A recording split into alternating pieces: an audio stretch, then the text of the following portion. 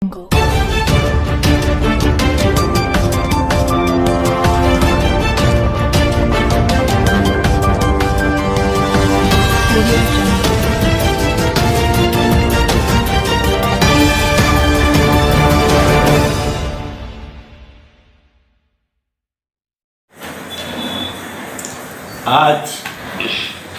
रियासत तेलंगाना के हुजूराबाद हल्के का जो नतीजा सामने आया है वो टीआरएस सरकार की नाव में एक बहुत बड़ा छेद पड़ चुका है। अब वो दिन दूर नहीं है कि जब इस नाव में पानी भरेगा और ये नाव डूब जाएगी। आज टीआरएस सरकार को अपने उन तमाम करतूतों का जायज़ा लेना चाहिए और उन वादों को याद करना चाहिए जो तेलंगाना के अवाम से केसीआर किए हैं और बिलखुसूस माइनॉरिटीज़ और मुसलमानों के साथ जो केसीआर का रवैया रहा है वो किसी से ढका छुपा नहीं है।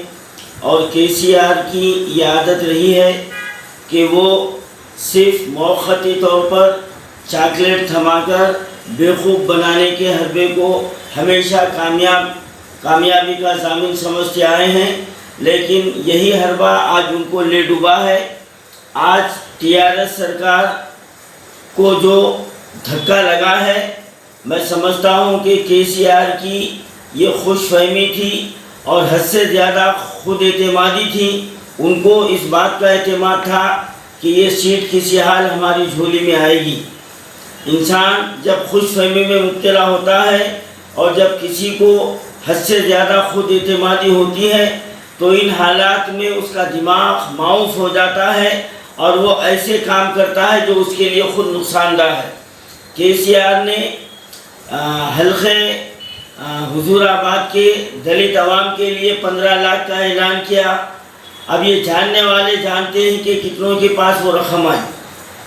यानी झूठ बोलना, धोखा देना केसीआर की ऐन फितरत है और ख़ास तौर पर मुसलमानों के साथ गद्दारी करना तो इनके जो ना रगे रग में समाया हुआ है, क्योंकि ये अपने आप को ये नरसिम्हा राव का जो ना शागिर्द जो ना मानते हैं, नरसिम्हा राव को अपना गुरु मानते हैं।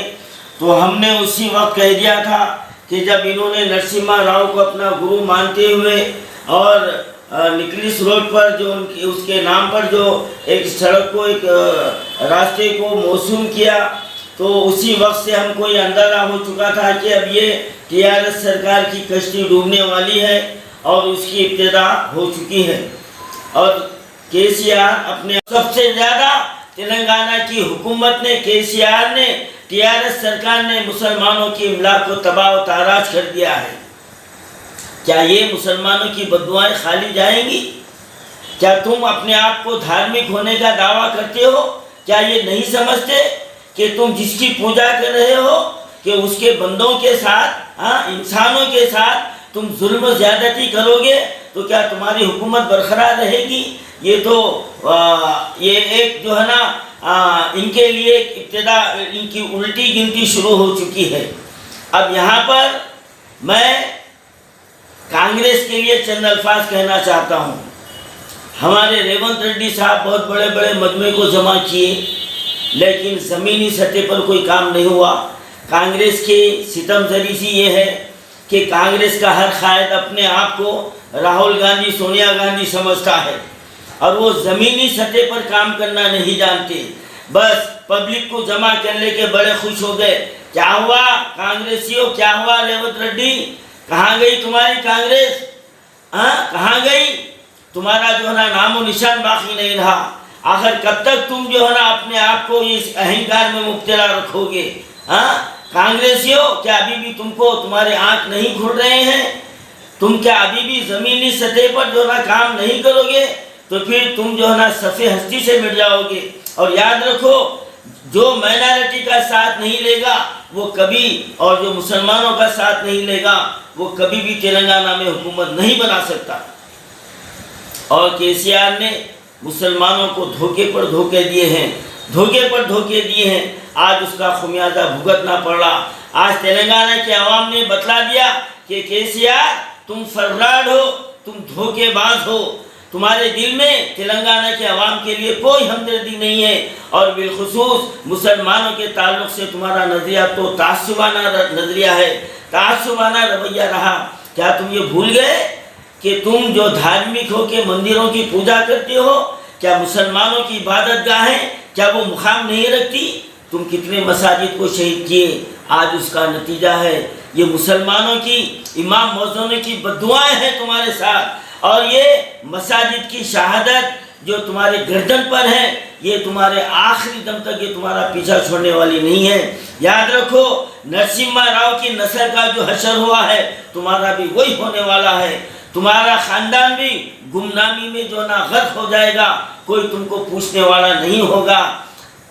ये मसाजिद की शहादत इमाम मौज़ूनों की। और केसीआर अपने आप को बहुत धार्मिक जो ना बताते हैं, हवन करते हैं, पूजा करते हैं, लेकिन वो इस बात को नहीं समझते कि हवन पूजे से भगवान खुश होने वाला नहीं है, बल्कि मालिक जिसने पैदा किया है वो अल्लाह के बंदों को खुश करने में उसकी खुशी है।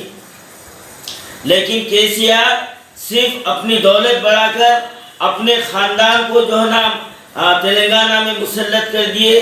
आज टीआरएस सरकार सिर्फ 3 जो ना सुतून पर जो ना कायम है कि बाप है, बेटी है और फिर जो ना बेटा है और ले दे के जो ना भांजा है। अब इससे हट के टीआरएस सरकार का कोई ऐसा सुतून नहीं है जिसके जिम्मे कोई जो है ना ठोस बुनियादी तौर पर काम छोड़ा गया है। अब ले दे के मुसलमानों को खुश करने के लिए 2 कठपुतलियों को बिठा दिया गया और ये 2 भी कठपुतलियाँ जो अपने सिर्फ मालिक के वफादार होते हैं और मालिक के सामने दुम हिलाते हैं और अपनी ज़ात वालों पर भोगते हैं। ये तमाम अवाम देख चुकी है और ये मुसलमानों को इब्तिदा से धोखा देते आ रहे हैं और मुसलमानों के इमलाक को तबाह और बर्बाद करते आ रहे हैं। और यही उसका नतीजा है कि आज टीआरएस सरकार को उसका खुमियाजा भुगतना पड़ा।